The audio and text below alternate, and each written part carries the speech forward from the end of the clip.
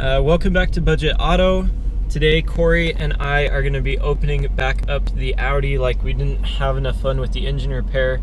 The surging has gotten a little worse when I'm driving, especially around 45 to 55 miles an hour in gear 3, 4, and 5. So it's very much time to change the transmission filter in this car. I know that your service manual in Audi will tell you that these are sealed transmissions. 1,000 feet, turn right to stay on Idaho 33 East. And that there's no reason to have to open them up and change the filter or the fluid.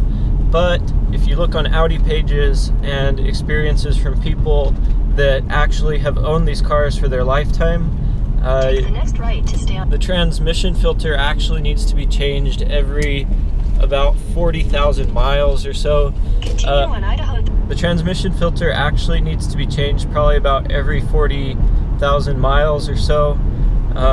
Again, Audi will tell you that it doesn't need done, but what happens is the filter gets clogged up or crushed from heat, and then it doesn't allow the fluid to pass through. In a quarter mile, your destination will be on the right. Because of that, the filter needs changed a little bit more often than they claim, and that's what we're going to do today so we can get this transmission to quit surging. Alright, so Corey and I are here with the car. We actually just got here. The bottom of this Audi is pretty darn banged up. It's not very clean for sure. There's some issues, but pretty much today we're going to be working on the transmission. You can see that there's oil leaking from somewhere. Most likely it's the pan gasket. And we're going to go ahead and start the procedure by removing our drain plug right here and then our filler plug. We're going to let as much oil drain out as we can, and then we're going to go ahead and remove the 26 bolts around the outside. So Corey got that drain plug off. It's fluid doesn't actually look too bad. It smells a little wonky, but it's darker brown. Tastes good. Well, it's going. I wish I could say it's going quickly.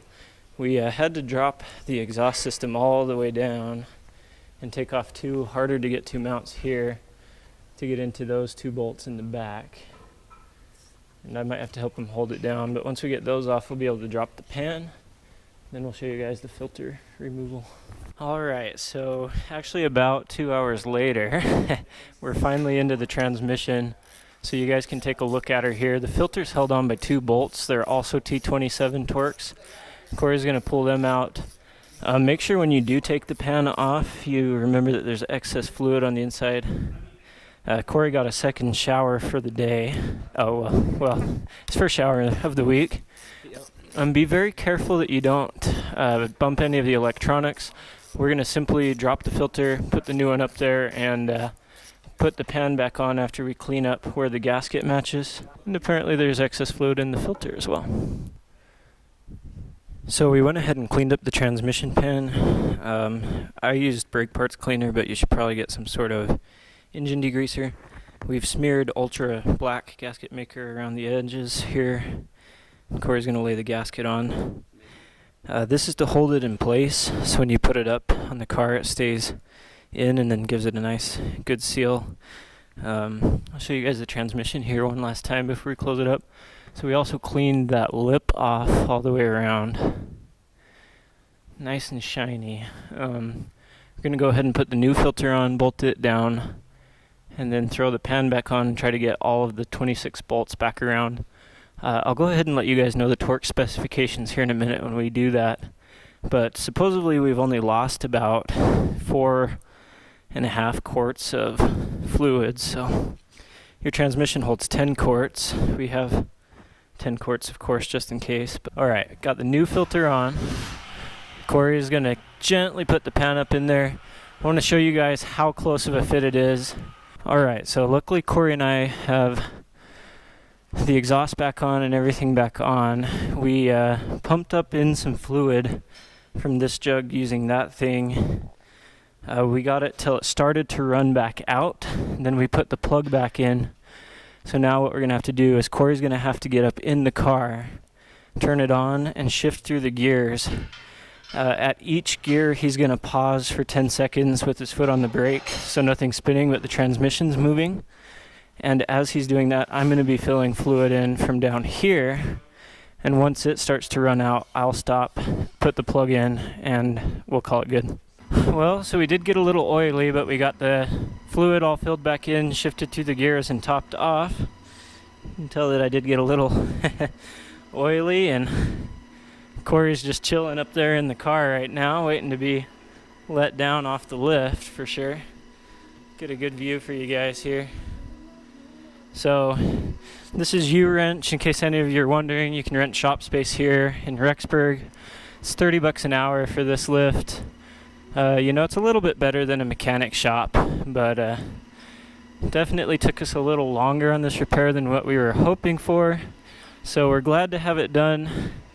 Got our exhaust put back together, got all the bolts torqued down, and we've got our drain plugs and transmission finally filled back up. So yeah, let's go see if she drives. Alright, well, I just drove the Audi back home from U-Wrench. I think the repair went very well for Corey and I. It did take us about twice as long to 3 times as long to get it done than we had hoped. But I think that everything went very well. It's actually a simple procedure. What took us the longest was reaching the bolts that were covered up by the exhaust. It took us forever.